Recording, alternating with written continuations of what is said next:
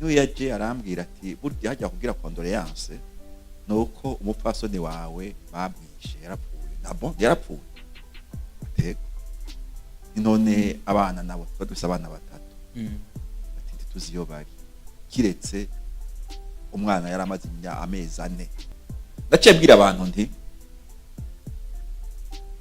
twebwe tukuje nabuze president Dadaye nabuze n'umufasoni wawe turakunze kubona hatari hake iyo habaye guhereka ubutegetsi akenshi umukuru w'igihugu aca hunga akava mu gihugu rimwe bibagwe no gusura kubona muri ico gihugu beka kuri mwebwe byaje bigenda gute?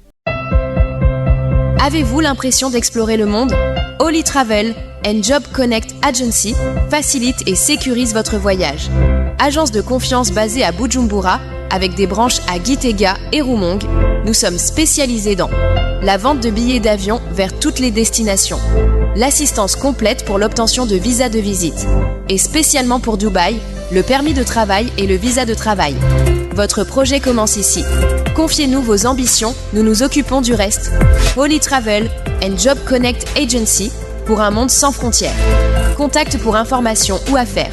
Téléphone plus 257 67 88 0 251 plus 257 64 37 32 56 ou bien sur notre adresse email olitravelAgency8@gmail.com ou nous visiter à l'adresse avenue de l'Université, Hôtel de Ville, numéro 12, Bujumbura.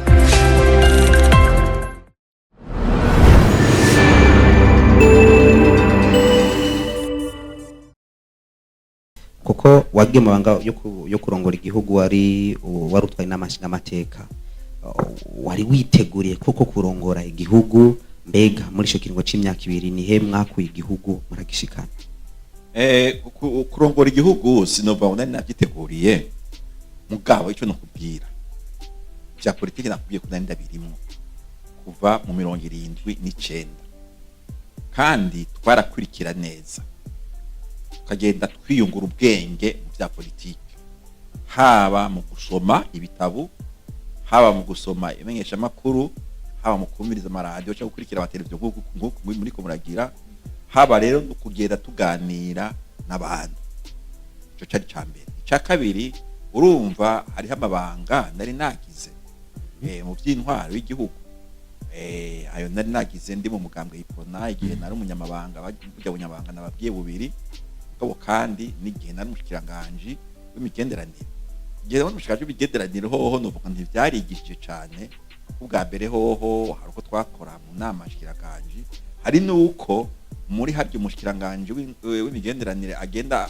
hirya no hino ahura n'abantu ugenda wumva ukabona ingene ibintu bigenda mugabo burya igikomeye cyane muri byo byose byo kwitegura biva kuri wewe ku mutima wawe no gushaka kwawe nk'ubu ndakubwire sinzi iyo bitavyo cyo kwitegura nyine ari kwifata inyuma y'u Rwanda Dadaye hanyuma jewe bakambwira haize iminsi 4 kandi ndabizi kuko nari nahunze shizika umupfasoni muhira nari nahunze mugabo menya ko yabamwishe haize iminsi 4 none ndabimenye rero mugabo narifise kandi kuba ndi hejuru kuko inyuma y'urupfu rwa president Melchior Ndadaye n'uwari arogoye n'amashinga amateka Karibwami Ponsiano ni generali wa gatatu umugambwe s'abanyafurika urumva rero nategerezwa gucanja ahabona kugira ngo dutunga igihugu naragerageje ivyo nshobora bacyugaruka naragerageje ivyo nshobora naraje ngaho ndakubwiye ivyo nabwiye abantu nasanze aho bari bahungiye ko je nari nahuye mu Kamenge abandi hari bari bahuye muri mu buserukizi bw'igihugu cy'u Faransa muri ambassade y'Abafaransa abandi dusangiye amabanga mu nama shikiranganje canye umugambwe s'abanyafurika ombere benshi bari bazi ko nanje napfuye kuko bari bamaze iminsi 3-4 batazi yone ndahashitse rero narabonye ibitangaza nagiye mbona abantu bose baza babwira Sylvestre ngo condoléance shikiranganje nanje rero ndababwira nti mbeko mumbwira condoléance jenyene ugira nje ndabuze jenyene erega president Melchior Ndadaye wacu bishe yari watwese ko je ndagira ngo bambwira condoléance kubera Ndadaye hanyuma rero mugabo harabaye umuntu w'umusirikare ndakunda kuvuga n'izina yitwa Lieutenant Gakoryo yaritavye Imana niwe yaje arambwira ati burya hajya kugira condoléance nuko umupfasoni wawe bamwishe yarapfuye nabo yarapfuye none abana nabo dufise abana batatu ati tuzi iyo bari kiretse umwana yaramaze amezi 4 yari yashoboye gufatwa na madamu ntaryamira ko madamu banje bamwiciye ko ntaryamira ama rero bari bamufise bari kumwe n'umupfasoni wundi kugira ngo muri bato ntimubizi uwitwa Leonard Nyango bari kumwe mu cyumba kimwe ndagira ndaraba uwo mwana hanyuma inyuma ndaza ndaciye bwira abantu nti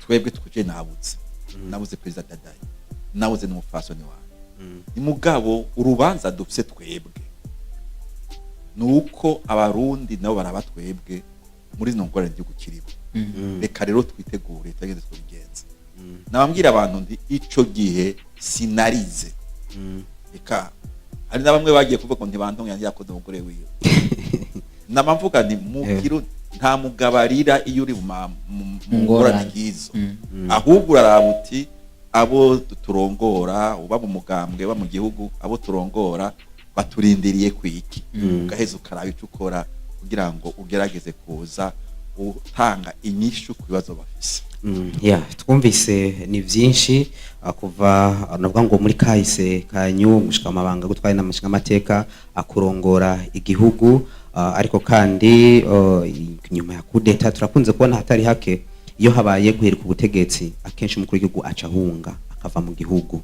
rimwe bibagwe no gusura kumubona muri ico gihugu beka kuri mwebwe byace bigenda gute erega daho ngende urumva mushaka kwadika kahise kanje umunota mikeyi ndi bishoboka mbere ni mwashaka murazufata ibitabo nanditse kuko ndakuda kwandika ibitabo base kwandika ibitabo bimwe namaze kwandika ibitabo bitatu icambere nacanditse mu 1999 citwa Ide Démocratie pour tous les Burundais ni gitabo kirimo impapuro zishika 650 cyangwa 670 cha kabiri nacanditse mu 2018 ahubwo nagisohoye na 2018 citwa Burundi Démocratie piégée naco gifise impapuro zishika ku 726 nikindi romeje gusohora naco nyene ngira ngo tuzoronka kanya kukivuga ngaha ivyo bitwa bisanga hehe nakubwira ico kindi ca nyuma citwa un génocide occulté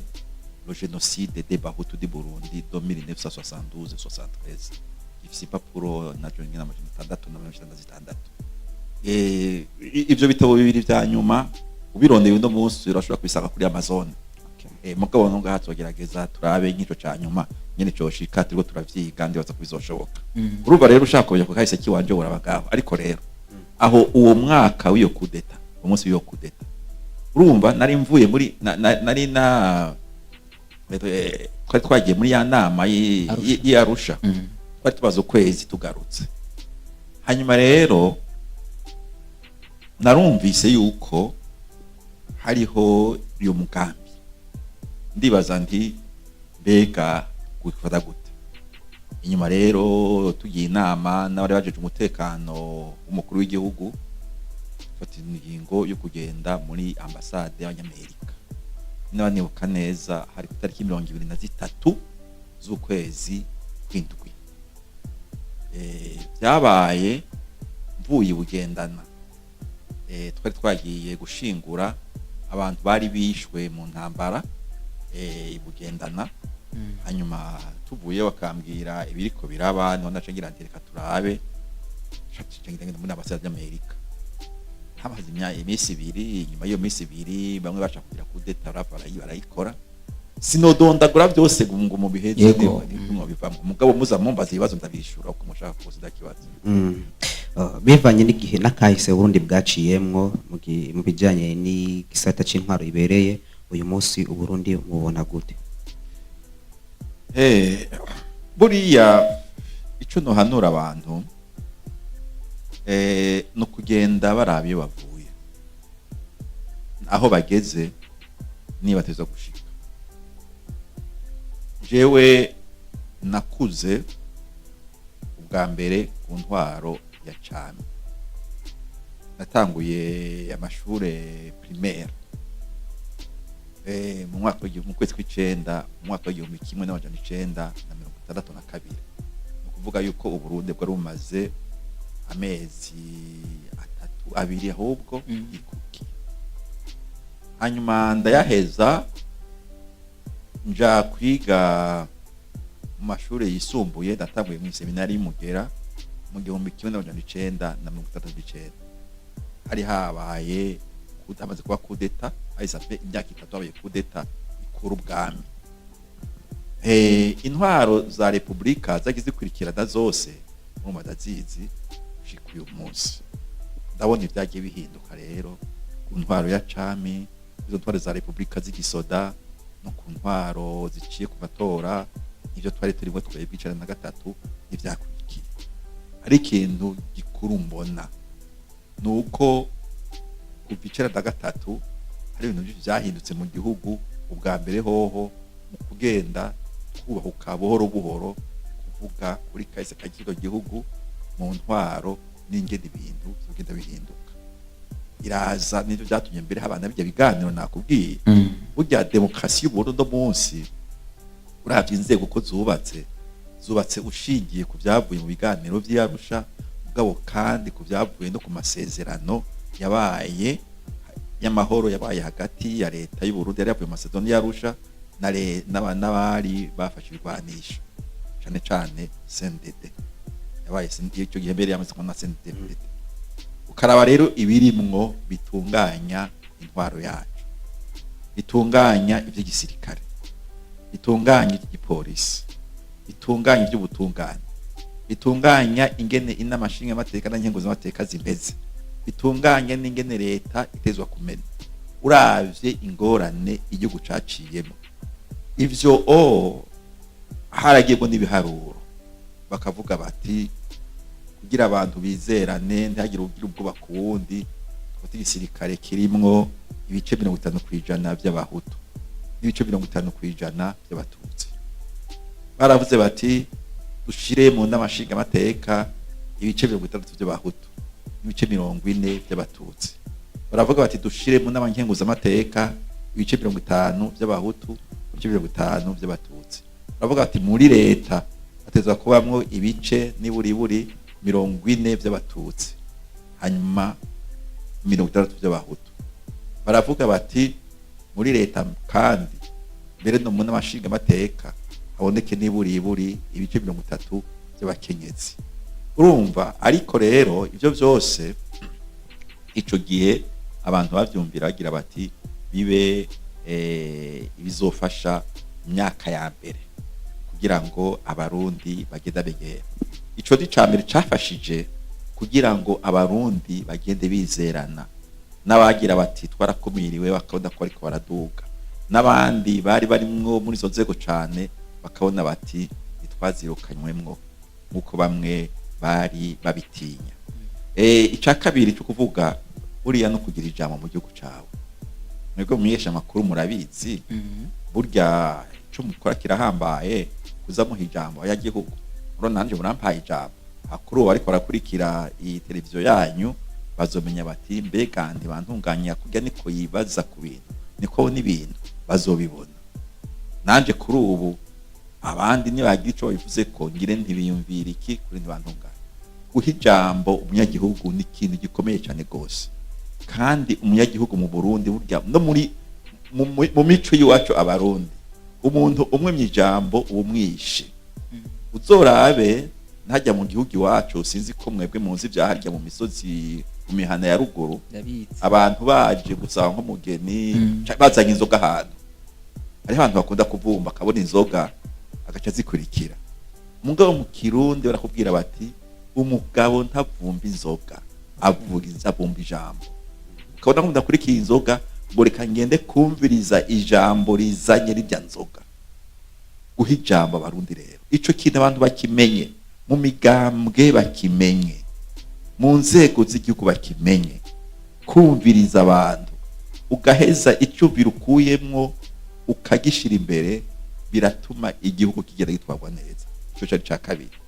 Ica gatatu novuga camaze kuja mu mitwe y'abantu y'abarundi nuko aribo baza bitorera abarogora cyangwa abaserukira ku rwego rwo hasi cyangwa ku rwego hejuru. Ubu gusa ikibazo bukiri ni hehe? Ni ingene amatora ateguwe, ni ingene abatowe baheza bakigeza bamaze gushika mu nzego. Mugabo ndakubwire je uko nzi yuko bona abarundi byogora nk'umuntu yogira ati ndaje gusubiza inyuma by'amatora.